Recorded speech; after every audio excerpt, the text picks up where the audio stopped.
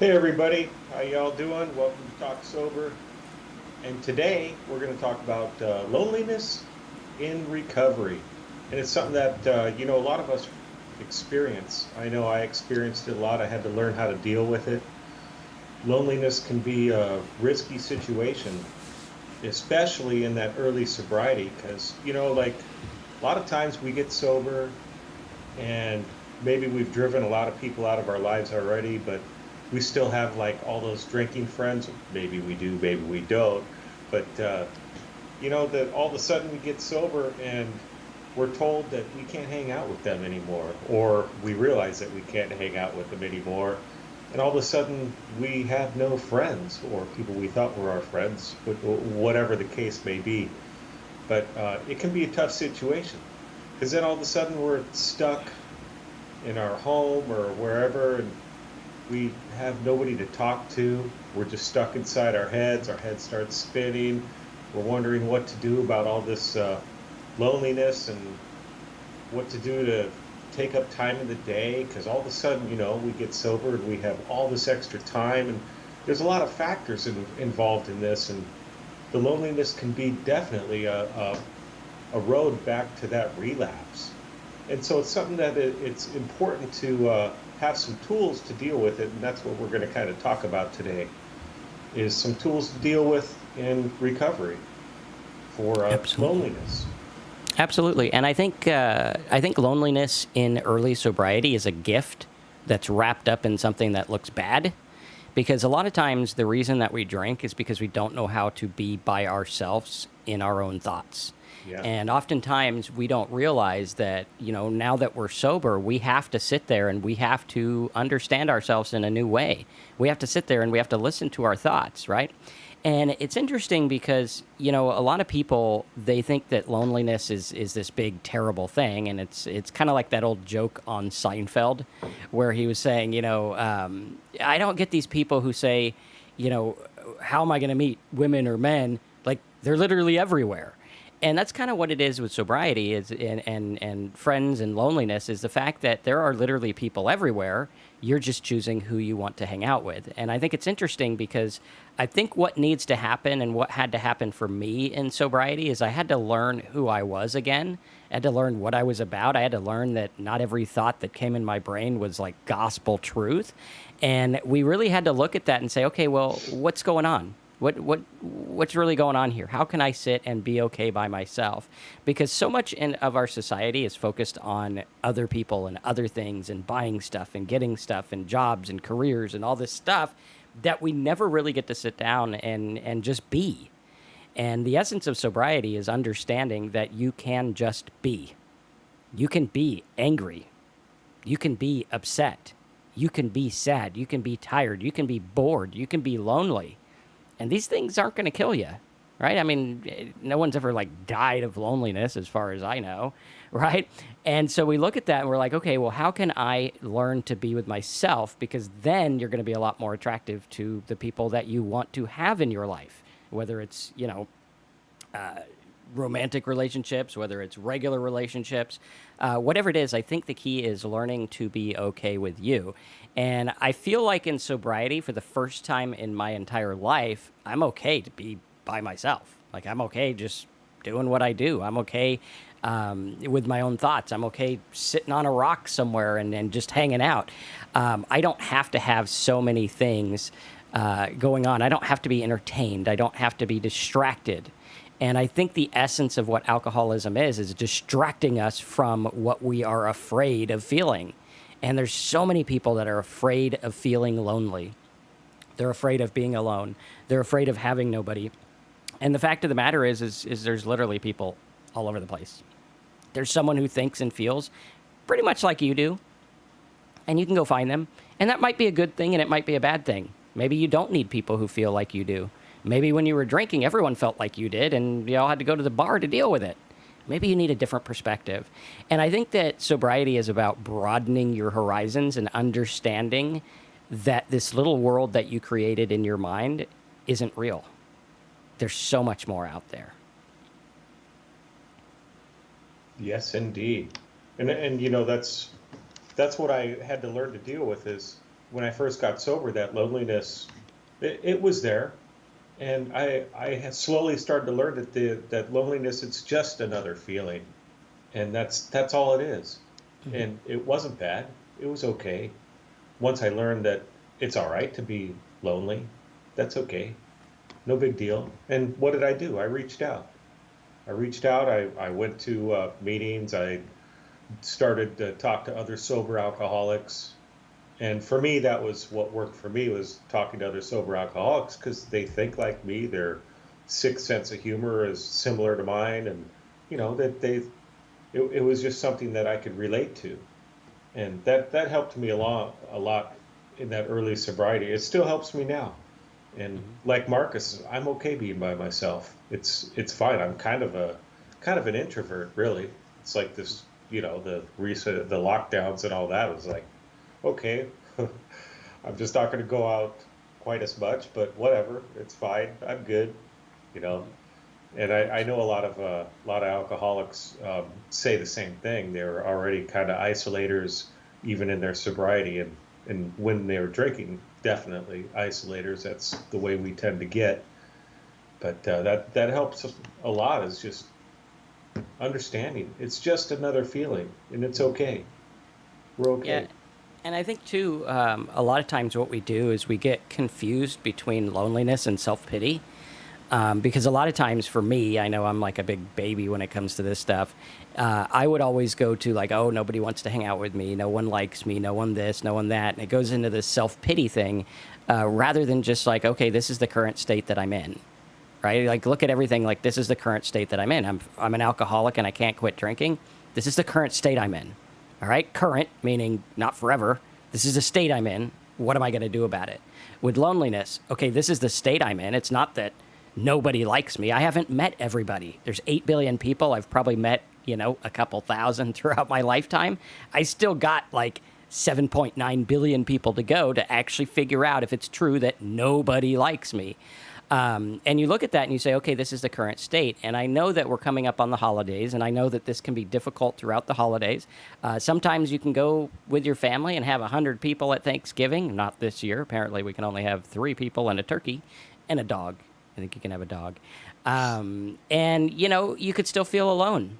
Like some people can feel alone, like in the middle of the most crowded room. And I think that feeling is just something that's isolated in you. And when we look at it and we say, hey, our feelings aren't, they're just like little barometers. They're just telling us stuff. That's all it is. Like you feel bad. And then like all of a sudden you're like, I feel like eating an apple. Okay, why? Because your body knows and it produces a feeling that says, hey, you need whatever vitamin apples have. Don't know, I didn't pass that class in school. But we got to look at that and we got to understand that all of this stuff is going on in our mind. Your entire world is concocted in your brain. When you say I'm lonely, it's because you just feel a certain thing. Maybe you need social interaction. Maybe we all do. Sometimes I'll go to an AA meeting, even though I only go like once every 6 months, just for social interaction. Like I don't really need a meeting. Like I'm not going to go drink. I'm not worried. But, it'd be nice to see someone other than myself and my family and my dog. Sometimes it's good to go see other people and it's good to do other things. And you can find people who do the same thing as you. Like recently, the doctor said if I don't start walking and eating right, I'm probably going to have a heart issue by the time I'm 50. So I started walking and eating right. Not the greatest thing. Oatmeal was pretty bland. Spout like eating paper. But at any rate, I ate my paper. I went for the walk. And there's other people that walk. And there's some people who walk in groups. There's some people who walk by themselves. And you look at it, and there's people out there everywhere that share your points of views and have different points of views. What I wouldn't do is I wouldn't run back to the drinking friends because that's going to lead you to wanting to drink. Birds of a feather flock together. Drunks go to the bar. Sober people, they do other stuff. And you can figure out lots of ways to do things sober. You might be asking yourself, how do I stay sober at Thanksgiving? Simple. You don't drink. You make a definite decision in your mind that you are not going to drink. You make a plan.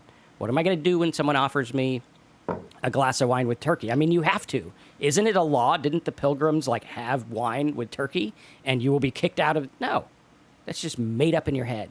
And once we realize that all of this stuff is made up in our head, self-pity, oh, nobody likes me, oh, I can't find any friends. Well, you found however many people are sitting here that kind of have the same thoughts as you. I didn't think there'd be people who shared the same thoughts as me, but there actually are. It's a big world, and we all share similar things, and we all have the same problems, and we all have issues. Doesn't mean you're not special or unique. Of course you are, just like all the other 8 billion people. And once we realize that, our life starts to free up, and then loneliness is not an issue anymore. I think part of the problem is social media and all this stuff is just bombarding our life every second, and you see a fake world. What you see on Facebook isn't reality. Clearly, we need fact checkers because nothing is reality, right? They should also have fact checkers of like, yeah, this guy hanging out, he just went and bought the whole bar a round of drinks, and they're all cheering. They're not really his friends or whatever. Or maybe they are. Who knows? Maybe he does have 1,000 friends. But we have to look at it and say, we are comparing ourselves to imaginary stuff.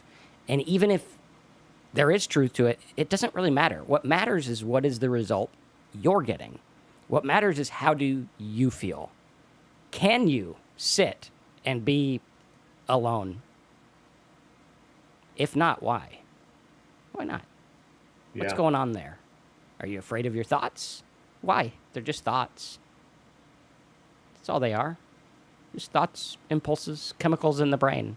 And we look at it, we just say, hey, I'm going to be okay. Maybe I could read a book. Maybe I could do this. Maybe I could do that. I was watching a show the other day, and these guys got these young kids. They were like 20 years old. They got sentenced to like 15 years in prison, 8 years in prison. And one of them's like, well, I got 8 years in prison. I'm going to get like a couple of PhDs, right? He was like, I'm going to learn a bunch of stuff. Now, some people, they get in prison and they're like, oh, I'm going to go, rough some people up and get in the social aspect and do this stuff. He said, no, I'm going to be alone. I'm going to learn this stuff because that's what I want to do. And you can literally do what you want to do. You can choose loneliness as a time of personal growth. You can do whatever you want. Yeah, we definitely don't have to be lonely. Absolutely.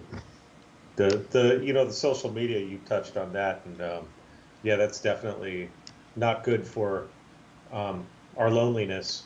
I mean, I can get onto Facebook and get into that conversation that has nothing to do with me and start arguing and all that, and that doesn't take care of any part of my loneliness. Although there can be good aspects of it. I'm in contact with my aunt in Chicago, who I actually haven't seen her in person in decades. But it's nice to know they're out there. So there's a couple sides to that, but limiting things like that, like the social media, is important, and trying to scroll past the things that might be triggers for anger and driving me back into that loneliness and isolation because I'm right and everybody else is wrong. Those types of things. Other things that I've done for loneliness, when I was drinking, I had some drinking friends. I'd driven most people out of my life, so life was definitely getting smaller and smaller. And eventually, I was pretty much an isolator and didn't have any friends. They were still out there, but I didn't want to reach out to them because I wanted to be drunk. But when I got sober, I started to build a new set of friends, and it was slow. And I didn't do it on purpose. It was just people that I was talking to, and most of them are sober alcoholics. Some of those other old drinking friends are in my life as well, but I just don't go to bars and hang out with them. But we do other things like hiking and stuff like that. But it's amazing, 6 years sober, I see people all the time, and I don't go out that much just, because of our current situation, but go to Costco and go shopping, and almost every time I see a couple of people that I know from my sobriety, and we talk a little bit, and it's nice to see them, and it's amazing what sobriety will do, and bring back people in your life, and you make many new friends. I have a lot more friends now than I used to have, and it's just I'm a better person now. I'm more likable, I guess. I don't know, but it helps me a lot as far as um, able to walk around the street with my head held high. I'm okay, and Absolutely. that's things are better that way. But every once in a while I've had that lonely feeling, especially in the beginning of this, in March and things were all locked down. I'm like, what am I going to do? I don't know what to do. Oh, I'm sitting here in my house and I have my wife. That's great.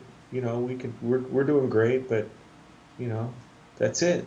Not supposed to go see anybody. What am I going to do? How long is this going to last? And then when we realize this is going to last a long, long time, it's like, oh man, but it is what it is. We just make the best out of it, and it's okay.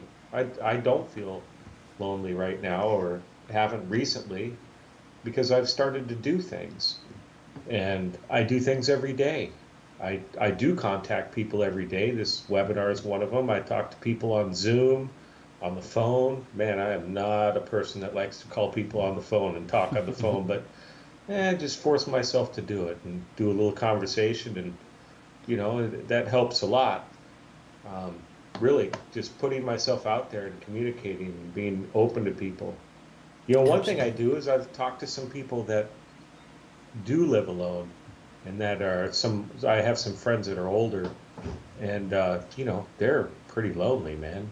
And nothing feels better than to give them a call, and they're like so happy, and that somebody actually called them, and that's really helpful. So helping other people, Hmm. and just a little phone call like that, you'd be amazed at how much that can help somebody. But Absolutely. I think yeah, also one of the things that we forget is lots of other people feel the same way. yeah, Like if all the lonely people got together and hung out, no one would be lonely. you know and we look at yes, that. Stephanie says she's new here, glad to have you here, and yes, there is a difference between lonely and loneliness.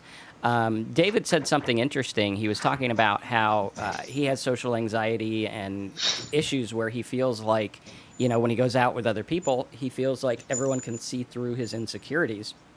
And it's interesting because I think one of the gifts that I didn't expect with sobriety is the fact that I'm okay to be me. I'm okay if you know my flaws. I'm okay if you know my insecurities. I think what we realize when we really have that change of heart is that it doesn't really matter because everyone's dealing with it too. Like we come on here and we're like, oh, okay, we're gonna watch this show about being lonely, and I feel lonely, and Marcus and Terry can't possibly feel lonely. They're just up there, talking on Talk Sober. And it's like, no, we felt the same way you have, and we feel very anxious that people are gonna see who the real us is. When it's like, why? Why am I anxious that you see the real person I am? Why am I anxious that you know that I have flaws? That you know that I get anxious? That you know these things about me, that I was an alcoholic? I used to be terrified that people were going to find out I was an alcoholic. And I was like, are you kidding, Marcus? Like, really, they just saw you fall on your ass because you drank too much. And you're afraid they're going to catch on? Like, I think they already kind of caught on. And then I realized that when I admitted that I was an alcoholic, there's lots of other people that struggle with the same issue. And we're all here. And we're all going through the same stuff. And it doesn't matter. It doesn't matter. You look at it and it's like, hey, if I was in your shoes and I did the same things as you, I'd be where you're at. And guess what? When this whole lockdown is broken up, you're going to have a lot of people that are dealing with social anxiety, because when you're locked up for a while, you get used to seeing people on Zoom and working in your sweats and, not seeing people. And when you get out and see people, it does change things. It's very, very important to look at. It's like when you get out of rehab. When I got out of rehab, I was very anxious. I was like anxious driving home in the car that I've driven in thousands of times. Why? Because my state changed. I changed where I was at. I changed who I saw. And these things are normal. They're normal. It's like the whole thing about, coffee making people anxious. Sometimes coffee makes you anxious. You blame it on everything else, but it's like, well, coffee's a stimulant. It kind of does that. I'm not saying it's bad or anything, to each his own. I had a cup of coffee today on my walk. But we have to look at that, and we have to understand that we're all going through this same thing. And I think the best gift you can give yourself is next time you feel lonely, embrace it. Understand it. Say, what am I really feeling here? Don't go into self-pity, because it's going to, oh, nobody likes me. No one called me today. I'm always the one to initiate everything. You're going to have that go on in your mind, but I want you to sit there and say, what is it that I have an issue with? being here with me? Why do I have to have a TV on? Why do I have to have this? Why do I need to drink when I'm alone? Why can't I just sit? Without a book, without a talk, just be. And then why do I have to take every thought seriously? I don't. Taking thoughts seriously is the big problem. Like, we act like they're just the king of everything, these thoughts, and they're really not. Yeah, Donna had mentioned strange how one can be lonely in the midst of a loving family. It's as if we do not care and let those around us being exposed to our raw nerves, rawness. But yeah, I've heard a lot of people that I've worked with and talked to talk about how they feel lonely in the midst of a family or in the midst of a group. I felt that way back. I remember back in high school, going to those after school kegers, and I felt lonely, super lonely in those situations.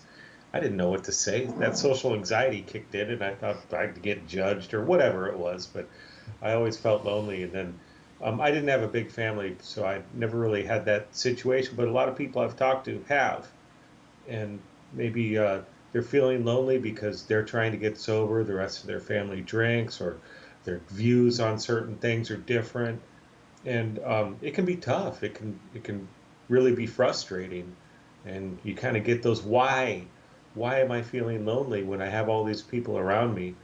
And it's something you want to look at and try and figure out why. Or maybe it's just that they make you angry and you're withdrawing, and maybe looking at their perspective on something and just kind of understanding their perspective, and then you'll start to develop some feelings of that you have things in common with them, and you can start talking to them about these things, and maybe you're not going to feel so lonely at that point.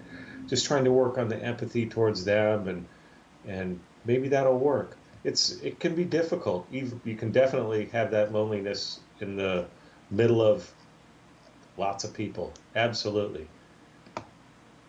So yeah, I mean it's tough, and when you're still drinking, that can just exemplify those things. Maybe you're still drinking and you feel lonely because the rest of the people you're hanging out with all the time, they have one or two, or they don't drink at all, and they're done. Like my wife. My wife has like a half a glass of wine, maybe twice a week. I don't even understand that. For me, that's like, what's the point? But that's what she enjoys. But and I couldn't drink with her.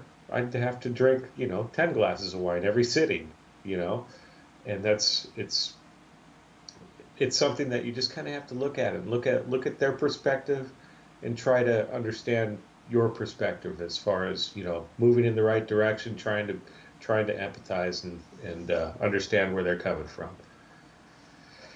So Absolutely. yeah. Stephanie says the first few weeks are the hardest because of all the chemical changes and biological changes, talking about getting sober.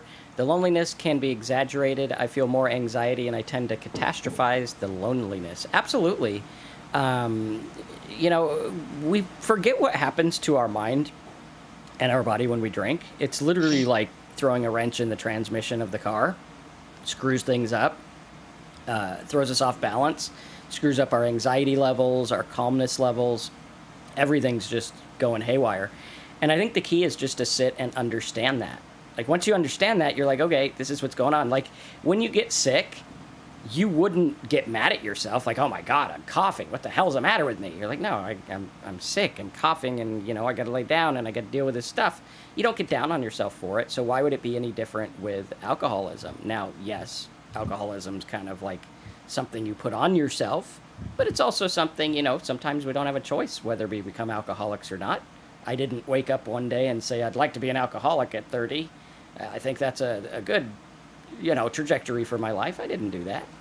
But the fact of the matter is once we understand that we're all chemical beings, and we realize, hey, you know what? This could happen to this guy too. But the problem is our society elevates people over others. I grew up going to churches in Southern California. And it's interesting because churches in Southern California, their pastors are somewhat of like celebrities, and it's like you can't talk to Pastor whatever, oh, he's up there on the enlightened podium. He doesn't talk to us commoners. And it's interesting because you tend to put people on a pedestal when what's the difference? The difference is he's up there talking and I'm down here talking. That's the only difference. There's really no difference. And we look at it, and I think we need to stop looking at other people as the pinnacle of perfection, because other people have flaws too. And I think this is why our society is so hung up on, like, oh, celebrity, what's his name, went to rehab, and this celebrity, got mad, and this celebrity was caught drinking or whatever it is, because it shows us their humanity, because we don't usually see that. We think that money and stuff and different way of life is going to change everything. It doesn't change everything. It actually makes it worse. Like alcohol makes our character flaws worse. Money will make whatever you believe now worse. It's not going to change anything. Sure, you have more of it or whatever, but the fact of the matter is you're always the same. And the problem with the alcoholic is that we have trouble with who we are right now. Like, we don't like ourselves. As alcoholics, we're not waking up in the morning saying, what a great pinnacle of society I am. No, we're sitting there. If you're anything like me, I hated myself every single minute. Every minute. Hated myself. Woke up. Said, I hate myself. I don't like me. And then I realized I'm just another person. I got flaws. And once I accepted it and stopped demanding perfection from myself, then I was like, hey, now I can move on. Because it doesn't matter. And like with you guys, you watch us here and we're up here and it's like, well, Marcus and Terry must know a thing or two about getting sober. Nope, we're pretty much just two drunks that figured out a way to get sober, and we're going to share that with you. Does that mean we don't have flaws? Does that mean one day maybe one of us might drink again? I don't know. I don't know what tomorrow holds. Like I always say, there's a set of buttons. There's a combination to everyone that will make you drink. There's a combination, whether it's, a certain things happening at a certain time. Like for a lot of people, this lockdown was the combination. They got a lockdown, girlfriend broke up with them, they lost a job, boom, magic combination, they went and drank. Why? Because they weren't prepared for it. I think the key is preparing for it and preparing for all this stuff, but knowing I'm still flawed. Things can still happen. I could still go out and drink. I could have that combination happen. I don't know what's going to happen. But what I'm going to do today is I'm going to try my best to stay sober today. And you know what? Some days, it's a win just to stay sober. If you have a shitty day, it's not good, things don't go your way, and you just stay sober, sometimes that's a win. Or sometimes, say you have a shitty day, and you slip up and you drink. Sometimes it's a win just to know that was just a slip up. Tomorrow, we're going to continue on. Sometimes little wins are the big thing. And if you look at it, my sobriety over the last 6.5 years, I didn't get out of rehab with a halo. I didn't get out of rehab with all the answers. I did little things every day. Little things. I first got out of rehab, I'd get in a fight, I'd go drive to the pizza place I knew I can get some alcohol. And I'd sit outside there and say, I'm not going to go in. Not going to go in. And finally, I'd turn around and go home. That was a little win. Now, I could look at that and say, well, you thought about drinking. That's just as bad as doing it. Well, not really. I think about stupid shit all the time, and I don't do it. Maybe it's not the same. Maybe little, tiny progress makes a big difference. Maybe if you're lonely and you have anxiety, maybe it's going to the mailbox when you know other people are there to say hi to them. Maybe it's going to a meeting. Maybe it's talking in the chat on here. Maybe it's going for a walk and saying hi to people on the walk. Maybe it's calling up someone you haven't talked to for a while. These little things will make a difference. And that's what we are here to tell you, is that over the last 6.5 years of being sober, it's the little things that count. It's not the big things. It's the little things. Listen to a tape every night.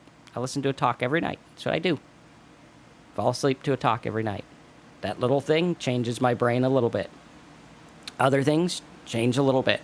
And over time, you won't recognize who you are. You'll be like, wow, I became the person I never thought I would be and who I like.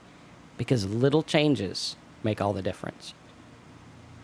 Yeah, when I got sober, that was what it was all about, is those little changes. Very little things. Stephanie, you were saying, I'm assuming it gets better on plowing through, and good job.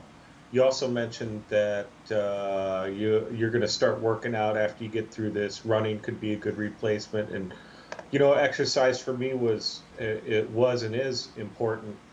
But I started super slowly, and I used the doctor, and got a physical, made sure, and kept in touch with him as to what I could do, because we've when we get sober, a lot of us, our bodies and our minds are pretty messed up, and we need to take things slow.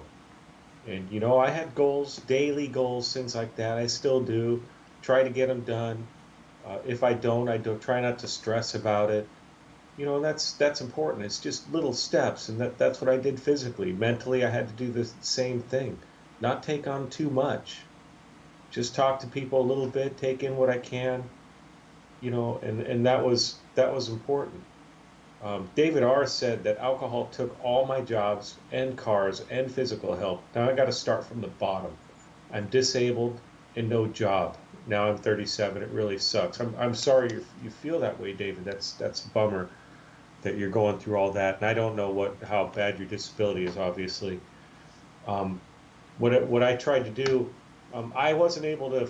I mean, I wasn't disabled or anything when I got sober, but I definitely wasn't able to do very much physically. I was very physically sick, and I just started with what I could do. And I also tried to reach out to others that had successful sobriety, and talk to them, and they were able to give me some ideas and start to steer me in that right direction. It was hard, and it'll probably be hard for you as well, but just try to do things like that, and maybe that'll start to work for you. Um, Ano, because Marcus was talking about how he hated himself. I don't know if I hated myself. Ano said, now I don't hate myself anymore. When I drank, I hated myself for killing myself with that dangerous alcohol. Now that I can definitely relate to. I did hate myself for doing what I was doing to myself. I always felt I have all this potential, but I'm not living up to it. And that really hurt my self-esteem, and humiliated me. And it was a difficult thing. And just getting sober was that first step to start to repair some of that damage I'd done to myself, and some of that self-hatred. And, I can easily go down that road again right now. No problem. But I just try to be grateful for what I have, even if it's just grateful for the fact that it's sunny today or something like that, or that it's raining today. I don't mind rain either. I grew up in Seattle, so I'm okay with rain. Maybe not like the kind you get, Marcus. Not the kind we're getting today, man. It's I don't think our ground can hold any more rain. Yeah. Like it's pretty sopped up. But even that, you look at it and it's like, okay, well, the storm died down. It's not blowing too much over. There's a couple palm branches down everywhere, but they're kind of cool. They look like Harry Potter brooms. When we first moved here, we're like, hey, look, the Nimbus 2000 fell. And the kids thought that was funny. But, you just look at it and you're like, I'm sober. I'm sober today. Every day I'm sober, I win. I don't care if it's a good day, bad day, lonely day, whatever. I've won. One Mama Lisa, she's saying, I get upset when family doesn't realize that my relapse really affected everyone, and they see me sober. And when I talk about recovery, they say, yes, we know, but I'm proud of my recovery. And yeah, you should be proud of your recovery. For me, I was proud of my recovery too, but I had dealt with situations like that as well, where people I knew or family were like, okay, whatever, you're sober, great. That was their reaction. Mine, I'm like, you should be celebrating. But, I realized that maybe there's nothing to really celebrate, because I was not a good person when I was drinking. And then I got sober, and it's like they were at this level and I was down here, and I came up to their level. It's not like I went up here where I'm the superstar now that I'm sober. I became a normal person, or maybe got a little bit lower still, but, And I think Go ahead. I think that goes to the testament of nobody really cares. Yeah. And that could be depressing. Like when I first figured out that no one really cares. Like, I got sober, and I have a somewhat public business in my other business that I run. And I thought, oh, people are going to come out of the woodworks, and oh, where's Marcus? The world's going to fall apart without Marcus in the world. But then I figured out, like, nobody cared. And it was a little depressing at first. I'm like, nobody cares. And then I was like, wait a minute. Nobody cares. That's great. I could live how I want to live. I don't have to worry about these pressures, these made up things. I could just be here. And then also, if you feel like you do need a congratulations for your sobriety, AA meetings hands out coins. They'll hand one out even if you're not sober and you just want to get sober. They'll hand one out if you're a year sober, or you can come on here. We always like to congratulate you guys for staying sober. I think because me and Terry understand how big of a feat it is. Like, other people are like, hey, you were down here and you came up to our level, big deal. And we're like, hey, you know how hard it is to be a normal person? Like, that's freaking hard. That's the hardest thing I've ever done is be a normal person. But, figured out a way to do it. We understand it. And we focus on it, realizing that I don't any longer need the reaction of other people. I think the most important thing I learned in rehab was when we had the day. Terry, do you remember the day where we had to tell our story? You had to get up in front of the whole class and tell your story. Detailed issues of what happened throughout your life and your sobriety, what brought you to rehab. And it was kind of nerve-wracking. You get anxious and everything. And so I got up there and I poured my heart out and told the whole class things I'd never told anyone before in my life. It's like a step 4 show, if you will. And I expected at the end everyone to come up and, oh my God, you poor thing. Oh, and they just said, thanks for sharing. Bob's up next. And I was like, wait a minute. I just pour my heart out and thanks for sharing next. And at the moment, I thought that was cruel and assholic and wrong. But then I realized that was the best gift I ever got because nobody really cared. And when you look at it, it's like there are people who care about things. Like if I have something I'm dealing with and I call Terry and I'm like, hey, buddy, this is what's going on. Or he calls me. We care about what's going on, but not in a way that hinders us. Not in a way that like struggles. Like I'll bet if one of us went out and drank or something and I went to tell Terry about it and I work it up and I'm like, oh my God, Terry, I went and drank the other night. I'm going to expect a certain reaction, but I would hope that the reaction Terry gave would be, okay, are you ready to be sober now? Good. Let's move on. Rather than, oh my God, what happened? Tell me about what that person said that made you drink. Tell me exactly what you drank and how. No. Okay, next. I get that you're feeling that way. Next. A good friend will bring you out of the rut that you get in rather than wallowing in the rut. And for me to stand up there and tell everyone my life story, that was my rut. That kept me drunk. And if they all came up and said, well, what happened when you were 9? Well, what about that? Oh my God, I can't believe that person would do that. That would have kept me stuck. But if we focus on not being stuck in it, then we realize no one cares. No one cares. It's not a big deal. All these things that you have in your mind that are this backpack of truth that you walk around with, you can put that down.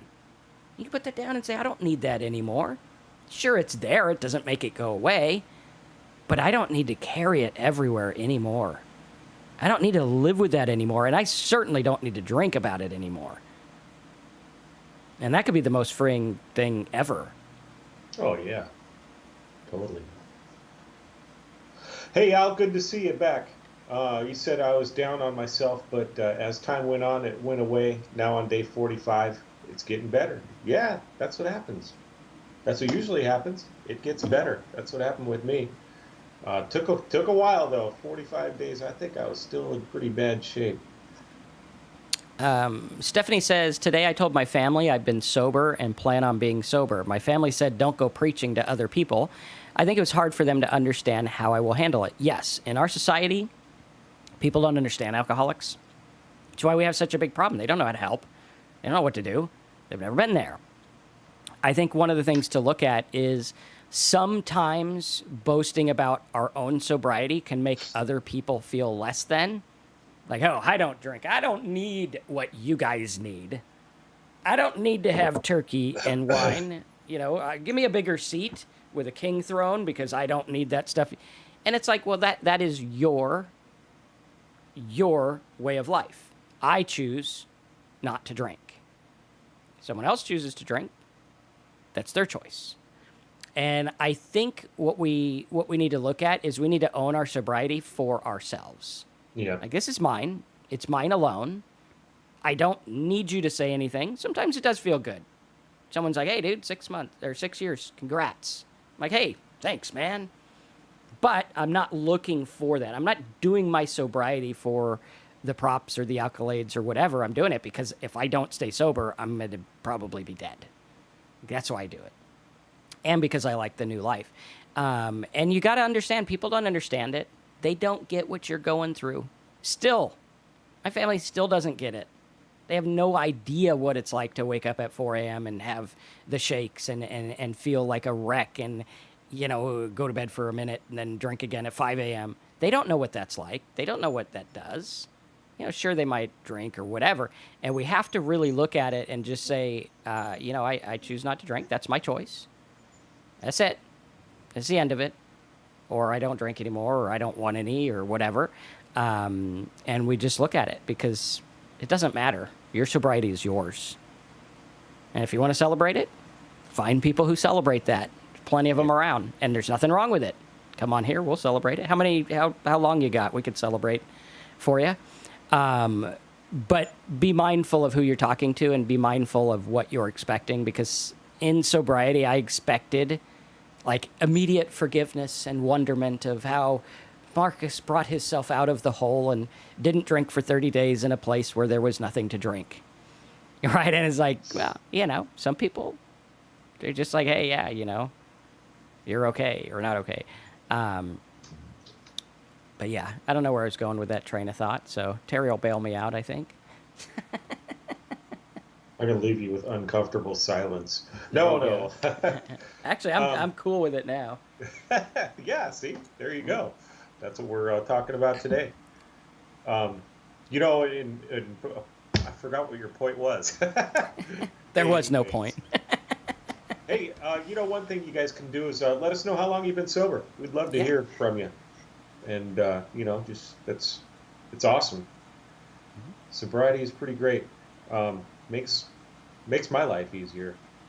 Let's see, in the rehab, I remember the story thing. I don't really remember being stressed about it. I've had to tell my story quite a few times since then.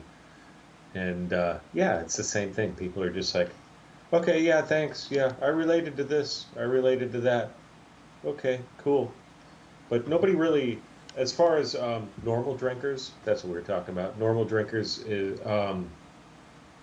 they never cared that I was sober, and it really didn't make a difference to most people. What I had to do was just, and what I have to do is just live sober. I don't advertise the sobriety other than, well, obviously we're on YouTube, but I don't sit there amongst, friends and things and say, I'm sober. And I didn't from the beginning. I was told not to do that. Just take care of myself, keep my side of the street clean, and just try to be a better person on a daily basis. And don't drink on a daily basis.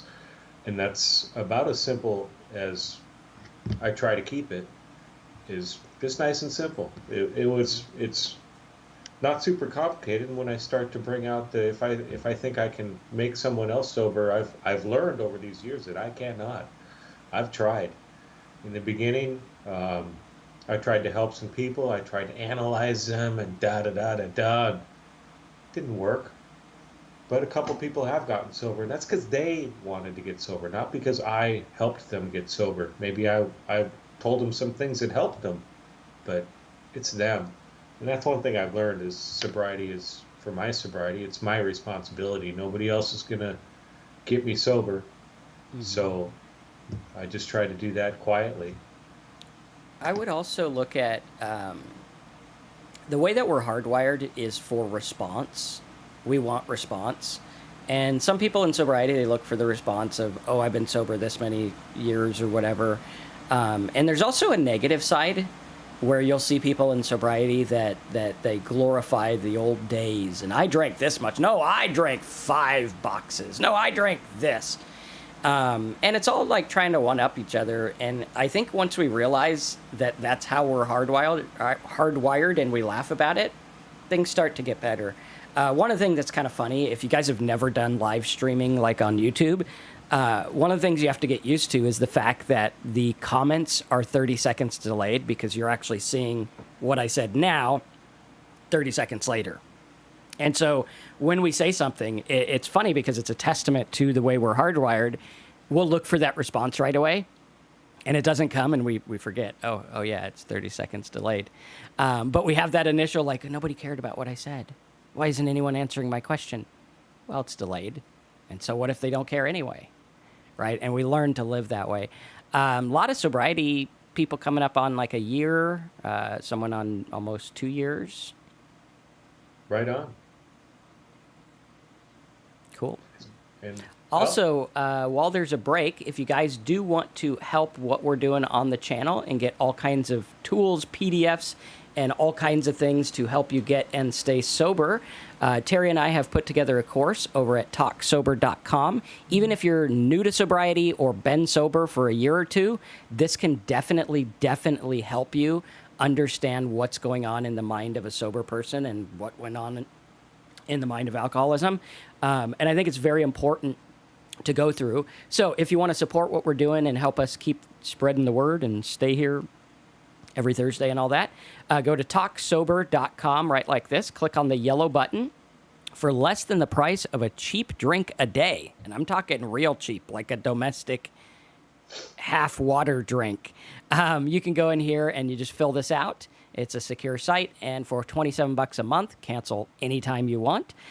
You can get all those letters, MP3s. Terry's got videos he's made on all the letters, all kinds of stuff, PDFs, stuff you could listen to on the go, everything like that. Also, if you do feel like you want to talk to Terry and I personally, you can get a call with me and Terry for a one-time call right here.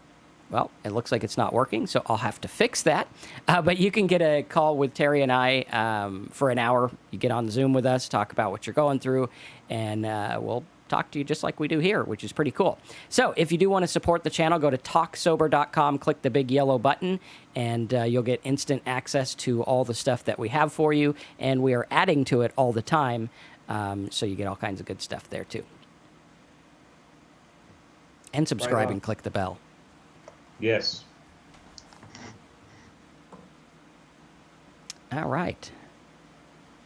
Any last minute questions? We got 7.5 months for Upside Down mostly. Danon's coming up on 2.5 years. Congrats on that. We got Marilyn with 19 months and 8 days. We got Ty with 633 days. We got David, 922. So you're coming up on 2 months. That's pretty good. 45 days or so. Sober since the 22nd of December 2019. Good job, David. Let's see who else we got there. Ano, coming up on a year. Yeah, cool. If you want to celebrate your drinking date, or quitting drinking date, I should say, tell us and we'll recognize you. Blacktone says, been sober for 3 years and loving it. Awesome. Right on. And even Catalyst, you say it's been a few months now and you have a few beers on the weekends and, you're working on not drinking any alcohol, but it's really hard. And hey, just keep trying. Maybe you can take one of those weekends off and then you get 2 weeks. But for any of those that don't have any time at all, or maybe you just have one day, man, I couldn't get 1 minute. So even one day, there's Brendan, New York, 4 days. That's awesome. That for me, when you guys get just 1 day or a week or something like that, that's incredible. I could never get that. It took me so long. I drank for decades without stopping, and it's huge. Day so 6 for definitely K. Celebrate those. Awesome. David says he got the book, The Body Keeps the Score. Good book. Yeah, we did a review of that on the channel here. Why couldn't the bicycle stand on its own? It was too tired. Terry will like that joke. Gotcha. Buzz, I 14 months sober. Congrats on that. I try to stand on my bicycle, when I'm at the red light, but I don't try for too long, without the wheels moving. Don't try too long because I've fallen over and everybody's laughed at me before. 30 days for Speak the Truth, 14 months for Buzzworthy, and Uh, Susan, day 6. Congrats on that. Good job, Awesome. Susan. KVR6, right on. Good All job, right. everybody. Any last minute questions, comments, or anything you want us to cover? We got about 5 or 10 minutes left. And again, help support the channel over at talksober.com. Click the big yellow button. You can join, get all kinds of MP3s, MP4s, letters you can download, all kinds of stuff. If you're looking for a new life and a new way to stay sober, this is going to share with you a lot of that stuff. The idea behind our course is not like a lecture type course. It's more sharing with you what we went through, sharing with you the different moments that we had of clarity along the way and trying to give those to you. So really cool. And again, that's talksober.com. Right. If you guys like how we run these YouTubes, that's the program is similar to that as far as you're going to hear from us, our real situations, real ways that we deal with life, real ways we try to deal with sobriety and live just a happier life. And that's kind of where it's at. I think it's a good thing. It's a lot of stuff that I wish I knew before I got sober, or even in early sobriety, that would have helped me a lot. Absolutely. All right. So I think that is about it for now. Any last minute things to add, Terry? Well, with the topic of loneliness and sobriety, try reaching out if you're feeling lonely. And as we said earlier, it's okay to feel lonely. It's all right. But just try to understand that it's not something that you have to drink over, because drinking is just going to make it worse. That's what happened with me. Reaching out, find a support group, join a club or something like that. Go on a walk. Say hi to people you pass by when you go on the walk. They may look at you like you're crazy, but it's okay. I do it all the time. Nobody looks at me like I'm crazy. So, yeah. It's great to see Absolutely. everybody here today. Congratulations on all your sobriety, or if you're trying, keep on trying. Awesome. All right. Talksober.com. Go over there. We also have live chat on there. But I do have some of my workers from my other business, so make sure you let them know that you're from TalkSober. Otherwise, they'll try to talk to you about marketing. But yeah, TalkSober.com. Click the yellow button. Get signed up. Let's talk about being sober. Let's stay sober one step at a time, and we'll see you guys next week. Thanks for being here.